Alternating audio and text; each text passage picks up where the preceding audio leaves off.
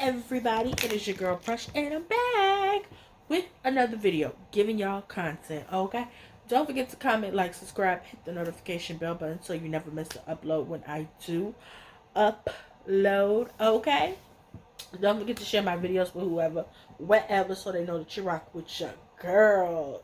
Though. So this is gonna be, I guess you would say, a new little thing I'm gonna be doing. It's called What You Watching. Um, TV show, movie recommendations, reviews, ratings, quick little boop boop bop bop with me. Where after I watch a couple of things, I'm gonna just come and give y'all a quick little rundown of it and my ratings to let you know whether or not you should watch it. So basically, kind of like where I recommend something to y'all and y'all go watch it. Okay.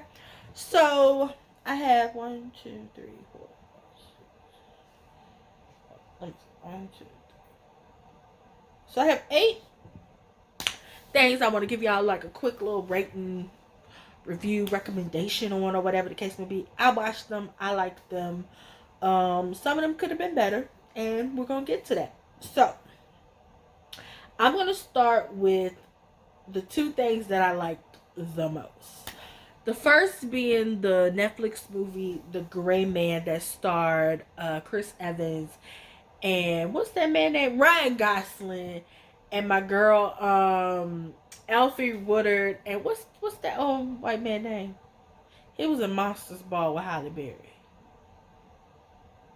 Him, whatever his name is. They was in this movie, and a quick little summary, whatever. It's about, prison inmates who get recruited by the CIA to reggae Gene Page, the Duke of Hastings, was in there too, child. I like his American accent. And I like that he was the villain. Spoiler alert. Well, one of the villains of the movie. But yeah, so basically it's about these prisoners who get recruited by the CIA to basically be the gray man, like a shadow man, somebody who, don't have too much information on them. When the CIA can't handle somebody, they send them in, they poo pop out, and they go about their business. I give this movie a 9.5 out of 10, simply because it was funny, it was entertaining, the action sequences were dope. The things that I didn't like was, you could tell that, it was heavily CGI'd. But what made up for that was, the fight scenes, like I said, the action scenes, the funny commentary, the banter between Ryan and Chris Evans. It was just funny. Like, the movie was funny above all else to me. Like, it was funny. Just like seeing Chris Evans in this role where he's not like the hero, if you will. He's like the asshole. Like, his character was an asshole. So that's what I like the most about Lloyd. Lloyd Hansen. And my favorite thing about the whole movie, like, this is weird, but it's like my favorite part, where it's this like little scene between Lloyd and Six, Ryan Gosling's character, and spoiler alert, he pulls the pin on like what's it called? Grenade, gas bomb, whatever. And he says, ballsy. Like, just the way he says it, I'm weird. Leave it alone.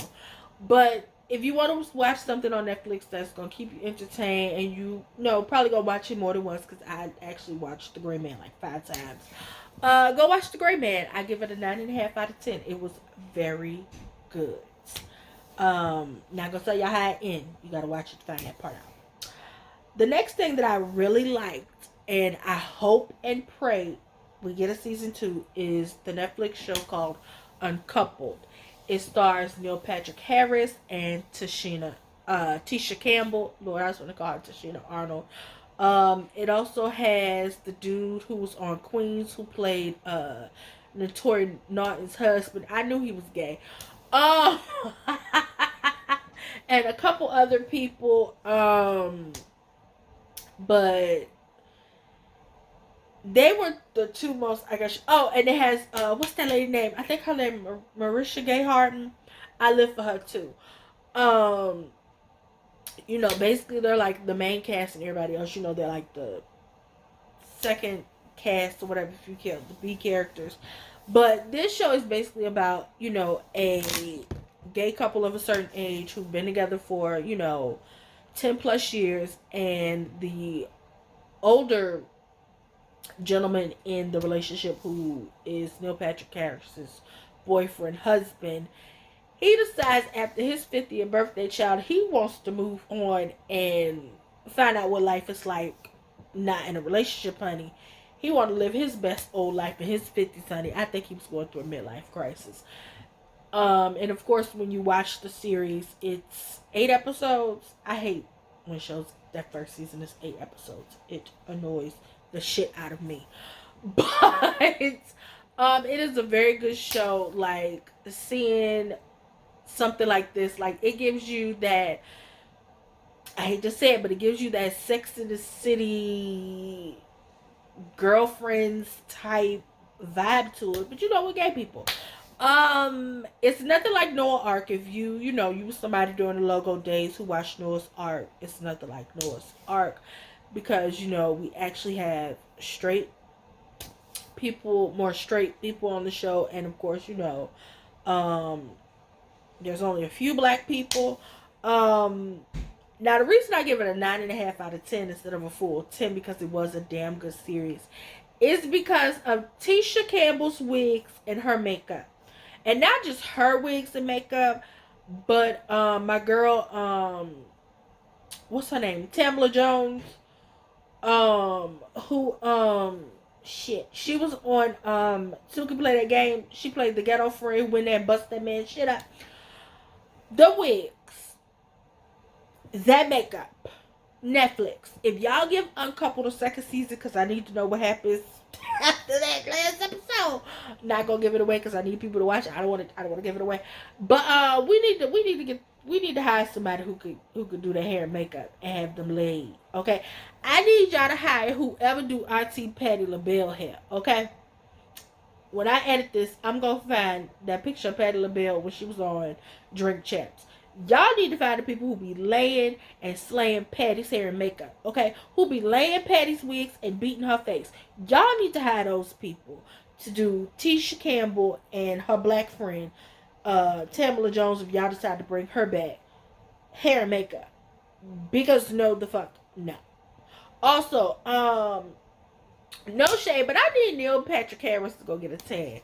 Because, baby, when he was naked, I was uncomfortable.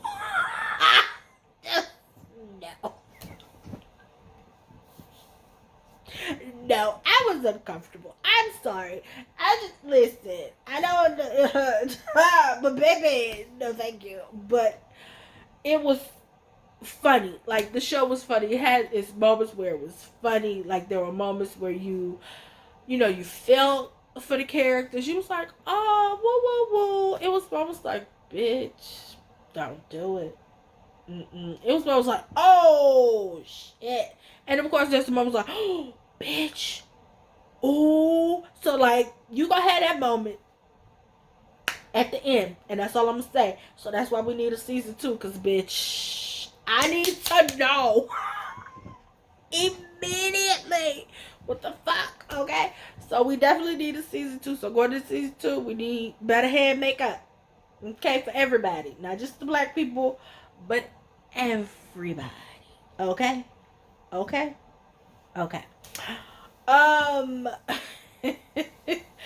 Next up, that got, I guess you could say, the second highest rating for me is The Adam Project. It's another Netflix movie I watched. It stars Ryan Reynolds, Jennifer Garner, Mark Ruffalo, and who else in it? Oh, Zoe Saldana, and it's somebody else. I forgot that lady's name who played the villain. But the reason this got a 7.5, I'm gonna tell y'all off bat. I did not care for the CGI of the younger version of the villain lady in the movie. Cause what the fuck was that? Who is this computer animated generated hoe? No, thank you. Y'all could have fucking kept that. No, no, thank you. But the Adam Project was funny. I like the fact that you can tell that the actor who played the younger version of Adam, Walker Scobell, I don't know how to pronounce his last name, but Walker, the fact that you could tell that he paid a very lot of attention to Ryan Reynolds. He studied him. He learned, like literally, it was literally watching like a miniature version of Ryan Reynolds. And that's what made it funny and what made the character of Adam Birth, both the younger and the older version, come to life, was that you could tell that that boy really paid attention to who Ryan Reynolds was and picked up on his nuances and his mannerisms to really nail young Adam and have that essence of who Ryan Reynolds is. And I really enjoyed it. That was the part that made this like also my 13 going on 30 fans, Jennifer Garner and Mark Ruffalo, like, I think this is the first time they've been in something since 13 going on 30, and I didn't realize it until I had watched something after I watched it. I was like, oh my god, that's right. Jenna and whatever his character's name was in the movie. Yes. Yes. I was like, okay, I see y'all. Also, I love the fact that Ryan Reynolds' character was married to, a black lady. At least I think that's how Zoe Saldana identifies herself. I don't know. A lady or a person of color. I was here for that. Of course, I like the fact that, Zoe Saldana kind of brought back a little Colombiana vibes. I was like, bitch, yes. But yes, it was a very good movie. Of course, like I said, I didn't like the CGI of the younger evil lady.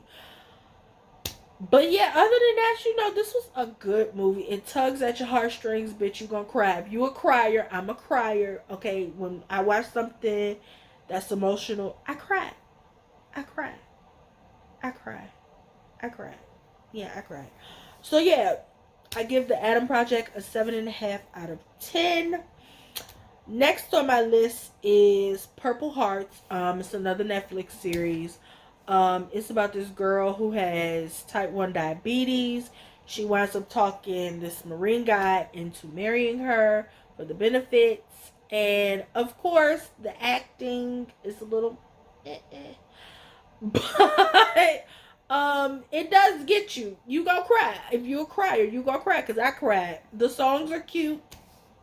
Because Sister Singer, I meant to say that, she be singing and shit. It's apparently Sister's an actual singer. Her name, what's the heifer name? Sophia something. I don't want to say Sofia Vergara. I know who Sofia Vergara is.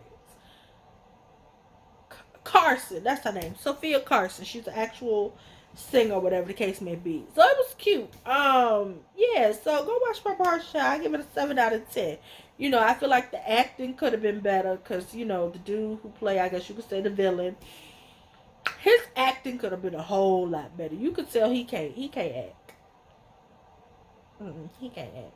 It's like they handed him the script and he said, bitch, yeah. No, thank you. I feel like they could have gave a little more to the storyline, But other than that, yeah, I give it a 7 out of 10. The next thing I give a 7 out of 10 is the Netflix series Heartstopper. It's a, LGBTQ young coming of age story about this young man named Charlie. His name was Charlie. And how, he had him a secret boyfriend who was a secret sissy. I could say that. I'm in the community. I'm bisexual. And, he was in the closet, but he liked Charlie because Charlie was the only boy who was out at the school because they in London. And, they go to all boys school. And Charlie was the only one that was out the box at the school. And, this boy was a secret. He was in the closet. And, Charlie wound up becoming friends with this other boy who, he realized he liked Charlie, and then he low-key become Charlie's secret boyfriend. And it's like, well, goddamn, Charlie, all these secret lovers. Secret lover, yeah. That's what we are. But then the boy realized that he liked girls too. So like, I'm bisexual. So he realized he was bisexual, and we see, how that play out. And I give it a 7 out of 10 because I just feel like they could have gave us a little more with Charlie friends. I don't really care for stuff when we have a group of friends, but we only focusing on like 2 or 3 of them. Insecure. Like, bitch, why are you showing me 4 people when I only know about half of these people? What is this? So, yeah, I didn't like the fact that, Charlie had 4 friends, but I only knew about, like, 2 of them. What about the other friend? That boy didn't talk much. He was my friend, though. I liked him. But he didn't say much. So, hopefully, I think they get into season 2.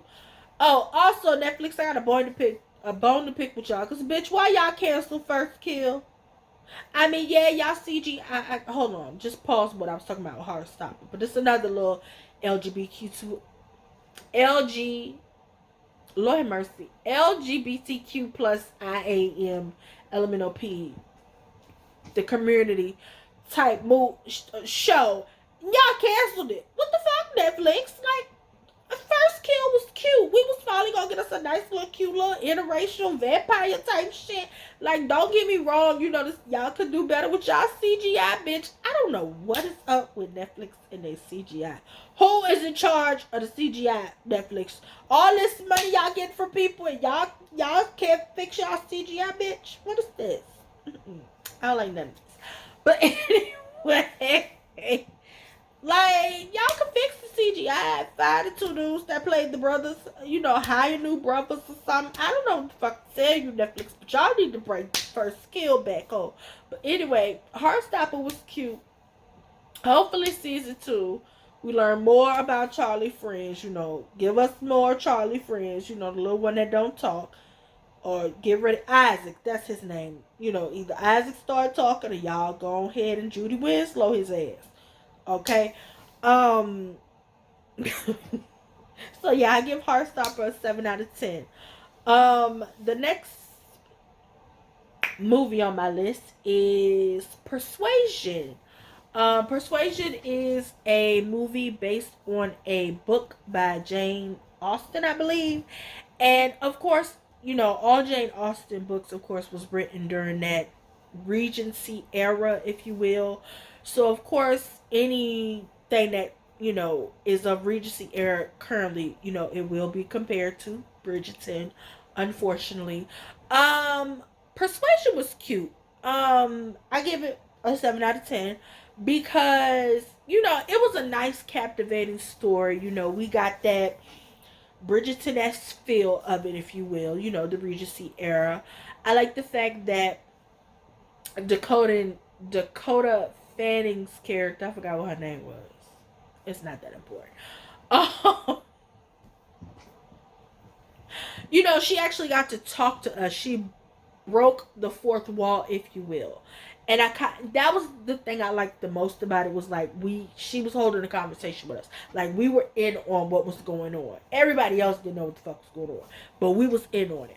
Her sister, Mary, I don't like that bitch. Actually, I don't like none of her sisters. I'm gonna keep it a buck. What the fuck was her name? Anne. Her name was Anne. That's her name. Her name was Anne. I didn't like her sister's Mary, especially Mary. Mary was married to a black man who couldn't find out. Spoiler alert, he wanted Anne at first, but Anne was like, I'm good on you, sir. Yeah, I ain't like Mary because that bitch didn't like her kids. Now, I'm not gonna lie, when that bitch said, well, how the fuck I supposed to know where these kids at? That shit, when she said like that. But it was funny because it's like, girl, fuck them kids. But yeah, basically Persuasion was about Anne's family basically being classist and them not wanting her to, because during Regency era they was very much about titles and nobility and all that shit. If you watch Bridgerton, so it's just like, they didn't want her to marry a captain or whatever, because I feel like he ain't had no money. And he did come back with some money. And then, Anne loved that man. And he loved her too. You know what I'm saying? But he felt like that bitch felt like her family. And was like, you was poor. And now you got some money, bitch. What Mike Jones said, back then you didn't want me. Now I'm hot, you all on me. That's basically what homeboy was giving. That was the vibe he was giving. He was like, bitch, I have $1 to my name. Now I'm rich and now y'all live in my face, bitch. Get the fuck on. But you can tell they still, you know, they burned for each other. Bridgerton vibes, if you will. But yeah, I give it a 7 out of 10 because, you know, I didn't really care for everybody else. I didn't like her daddy. I didn't like her sisters.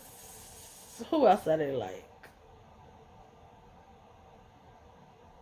The cousin that liked it her, who was played by the man who was in that movie where the girl where he gave her his heart.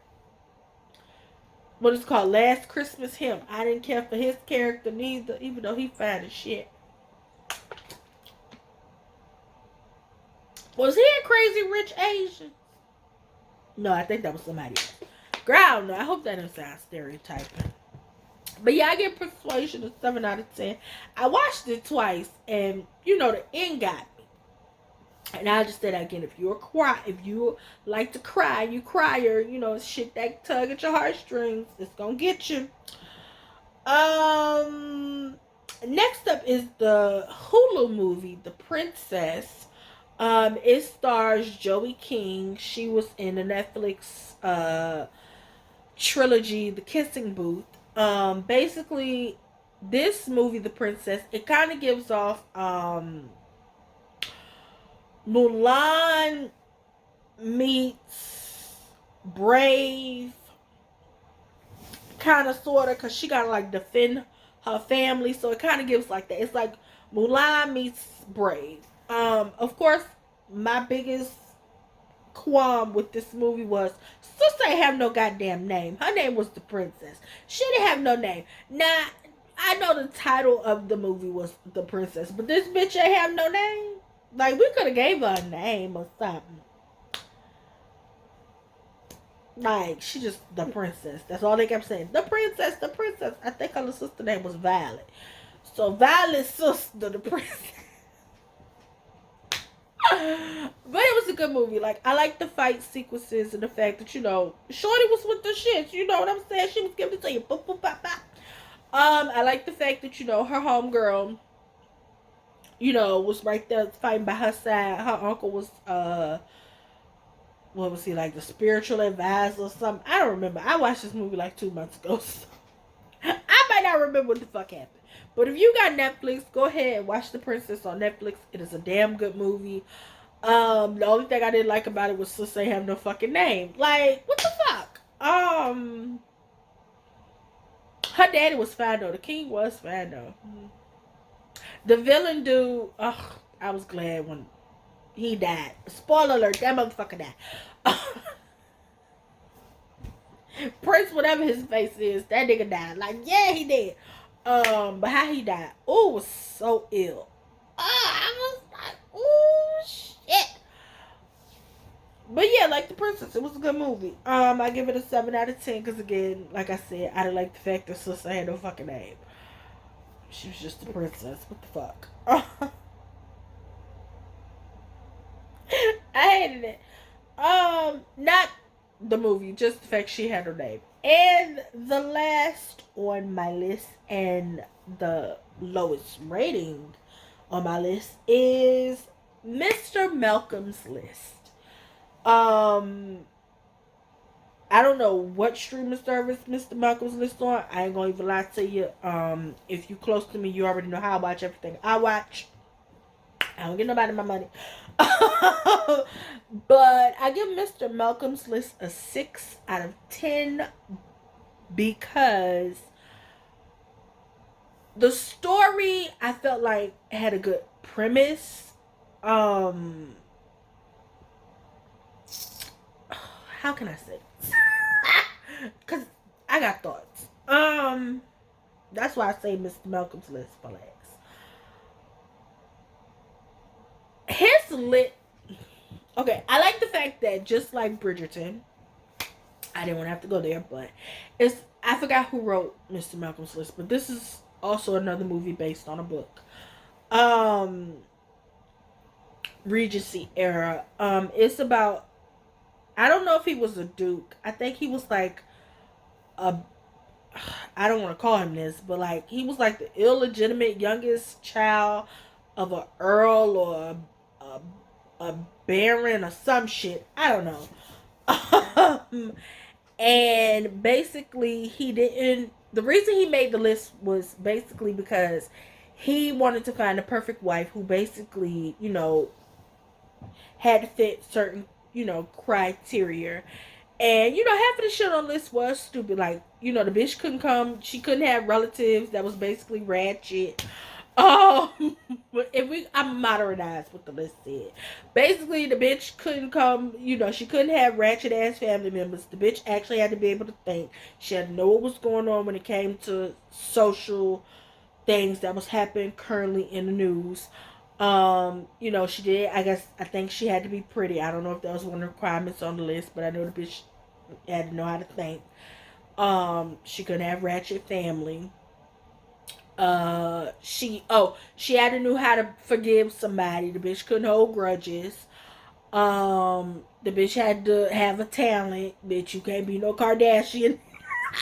Mr. Malcolm was not going for that. You cannot be a Kardashian. Sorry, sis. You gotta have actual talent, okay? What else was on that list? Oh, he didn't like bitches who tried too hard. That's the reason why the girl who basically tried to, plot revenge on him, he wasn't here for her because she was flirting too hard with him, and the bitch ain't know nothing. So he was like, bitch. I mean, you okay or whatever, but no. And there was some other shit too. Shout out to his mama for getting his ass together though. I like when these mamas be in their lives and get them together. Yes, hold your child accountable for his bullshit. So shout out to the mama lady. She got beautiful eyes too. Shorty, who I guess you could say was the antagonist. I'm not gonna call her the villain. Because technically Mr. Malcolm was the villain. I played that list was the villain. I loved her storyline. Like, she was like funny, but I also like the fact that they kind of gave her like a I hate to compare it, but they kind of gave her like almost like what we got between Kate and Anthony in season 2, and I'll just say like that. Shout out to the cousin though. The cousin was very much giving me Benedict vibes. Of course, if I had to compare to Bridgerton characters, the cousin was very much giving me Benedict vibes. You know what I'm saying? Like, all right, what you need me to do? I got you. I do feel like they did need somebody extra. It was something missing. Like, I haven't read Mr. Malcolm's List, the book. Maybe there was something from the book they may have left out. I might read the book and see, but I just feel like it was something missing from the movie. I felt like we understood he had this list. It was certain criteria. He made sure he feels some type of way. She was getting back at him. He was, slowly falling in love with what was her name? Selena, whatever her name was. He was slowly starting to fall in love with her, but eventually realized that this was a plot to get back at him on some revenge type shit. And, I will say it didn't really get good into the end, if you will, when we realized, what was the heifer's name? The black heifer liked the cat man, the lieutenant man, and they was in love because they clicked. A lot of it, if you watch Bridgerton season 2, then a lot of it was very reminiscent of what we saw in Bridgerton season 2. But it just felt like it was missing something. I don't know what. I just feel like they needed something extra. I don't know if it didn't have I know what it is. They didn't have enough drama. Like, I felt like, if Shonda Rhimes would have got a hold of this movie, baby, she'd have flipped Mr. Malcolm's List on its ass, and we'd had all the drama we needed. That's all it was. It was missing some drama. That's all. That's I guess that's why I give it a 6 out of 10, because it was missing drama. I'm not gonna say it was boring, because it was very entertaining to see that, things that we've seen all along where, you find out a dude is an asshole, so you give him what he wants, but, you put a twist on it, if you will. Yeah, I just feel like they needed a little more drama. In Mr. Malcolm's List. For something that was anticipated to seem like it was going to give drama, it didn't have enough of it. So, yeah. That is my what you watching list. The 8 movies and 2 shows. Well, not 8 movies.